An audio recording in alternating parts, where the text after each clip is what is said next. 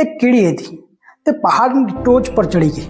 તેને નીચે જોયું તો હાથી ઘોડા એને દૂરથી ઝીણા દેખાતા હતા. કીડી અભિમાનમાં આવી ગઈ. પછી થોડા સમય પછી પવનની એક લહેરખી આવી અને કીડી પર્વતની ટોચ પરથી પર્વતની તળેટીમાં જઈને પડી. જે હાથી ઘોડા એને ઝીણા દેખાતા હતા એ પર્વતની તળેટીમાંથી એને વિશાળકાય દેખાવા લાગ્યા.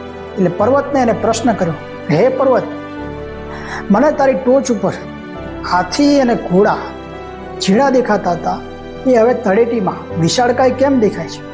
પર્વતે સરસ જવાબ આપ્યો કે તું જ્યારે મારી ટોચ ઉપર હતી ત્યારે આંખો તારી હતી પણ પગ મારા હતા, અને જ્યારે તું તળેટીમાં છે ત્યારે આંખો પણ તારી છે અને પગ પણ તારા છે.